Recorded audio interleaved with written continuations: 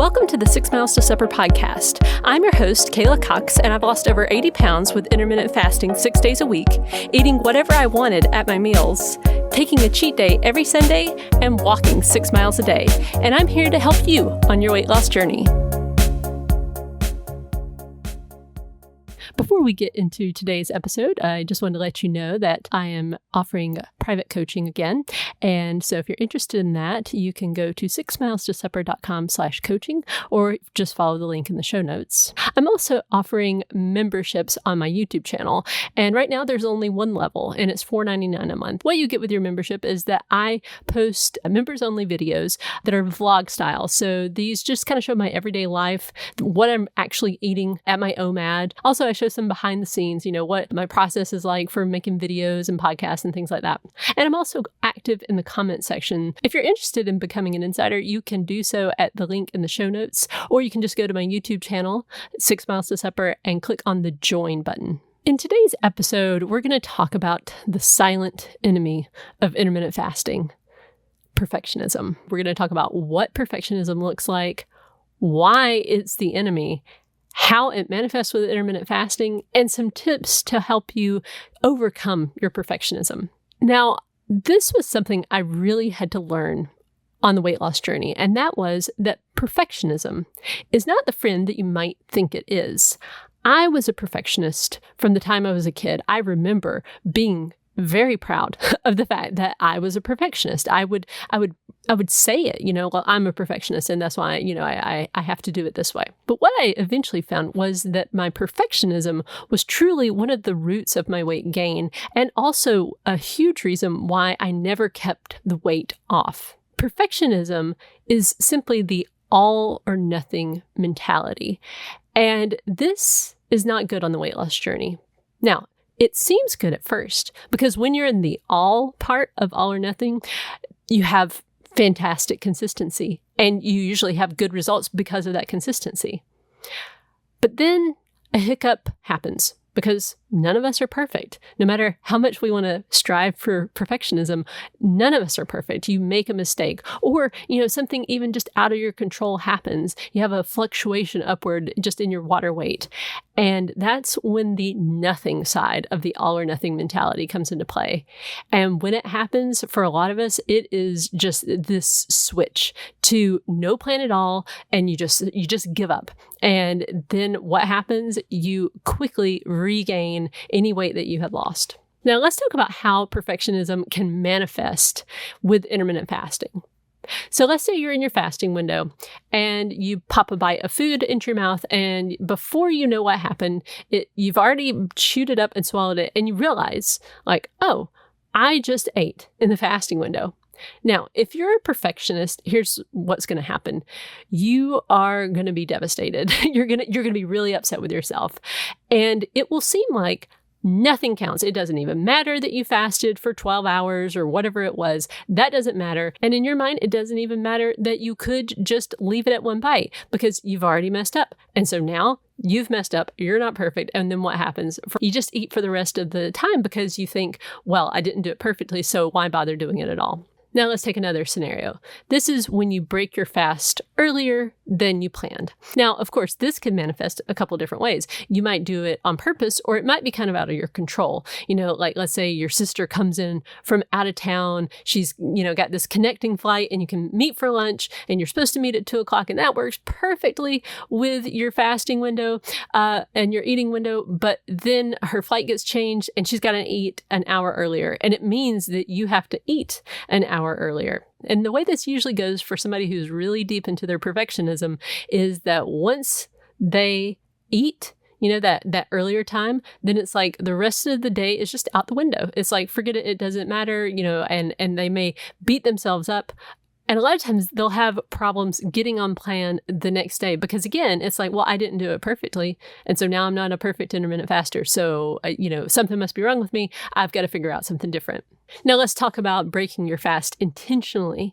So a perfectionist, once they do this, because this does happen quite frequently when you're in the beginning stages of intermittent fasting, you maybe try a longer fasting window and you just don't succeed. You get to hour 14 and you're supposed to be fasting for 16 and you get to 14 and you cave. You just say, I'm hungry, I'm going to eat, and you eat. Now, a perfectionist is going to have a really hard time with that because they messed up and they did it on purpose. It wasn't just popping a bite of food in their mouth. It wasn't something out of their control. They really did just choose to do this. And so what this can look like is that after they've broken their fast early, then they don't really, close their window when they're supposed to. And then the next day, maybe they don't get back on plan. Maybe they don't get back on plan for several days or several weeks. Again, because they're, in their mind that this negative dialogue is happening. They feel like they're a failure.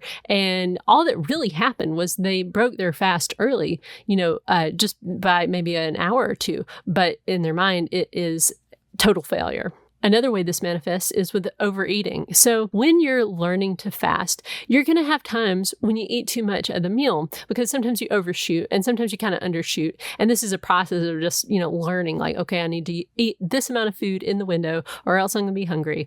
But that means sometimes, you just overdo it at a meal.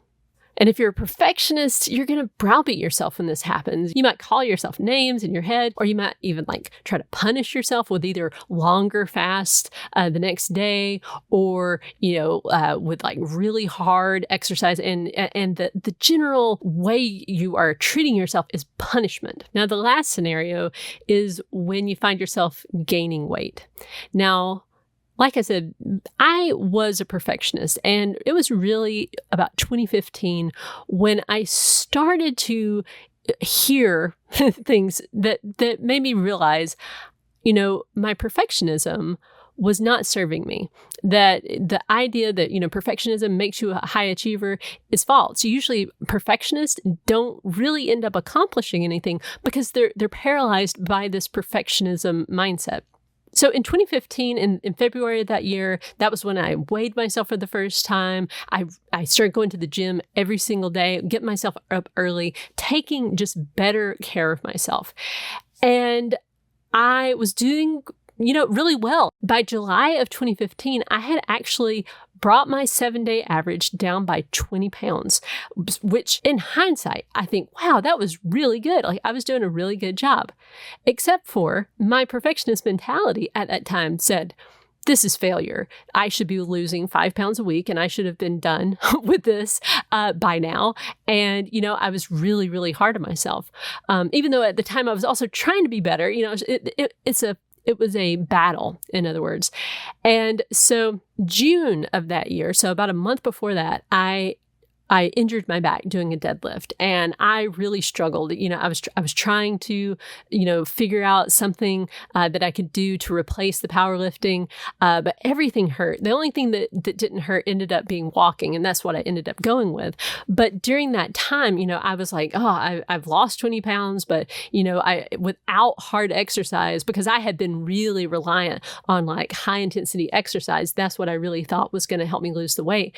So when I didn't have that anymore, lifting really heavy, I was kind of in a panic. So I was really focused on my eating.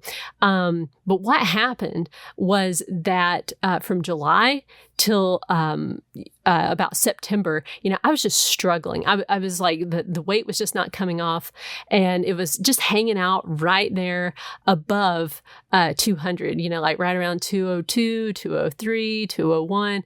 And actually one day in September 2nd, I got down to a single day weight of 199.4. And I thought, okay, I'm doing it. I'm doing it. But then do you know what happened? My weight went up above 200 the next day.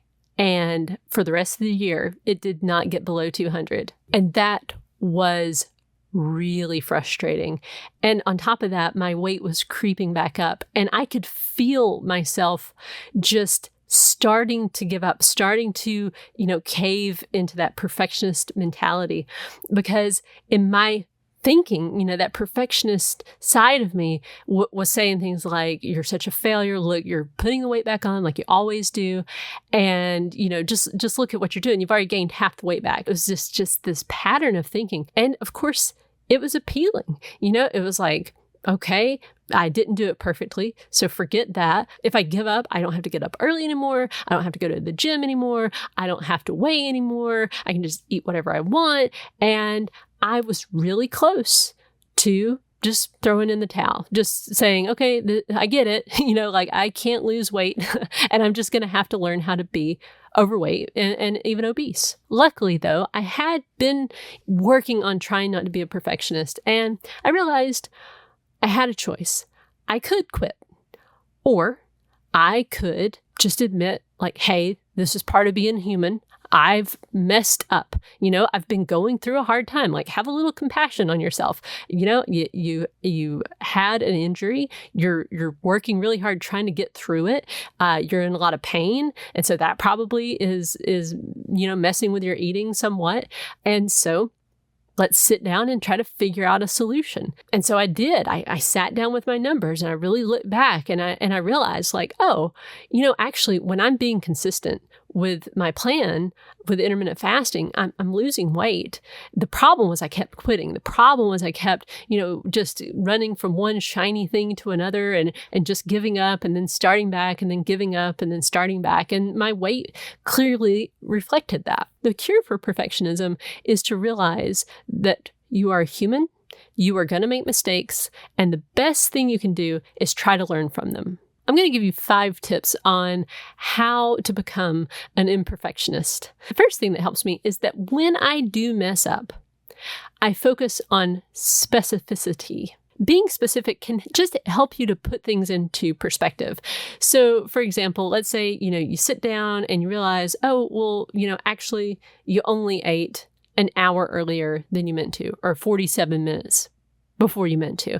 That can help you get more of a concrete handle on exactly what happened so that you can, and then also you can see, like, okay, and so that's not so bad. Like, yeah, I broke it early, but it wasn't by that much. So going on in the future, that's what I'm working towards. I broke it, this many minutes today. I'm going to work on doing it a little bit better tomorrow.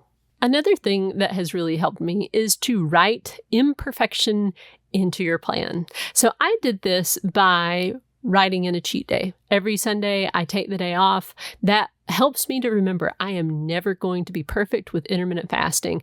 I also did this by allowing myself to just eat whatever food I wanted. And that helped me to get it into my head that there is no such thing as perfect eating. Tip number 3 is to focus on results instead of whether or not you were perfect with your windows. At the end of the day, you're probably doing intermittent fasting so that you lose weight.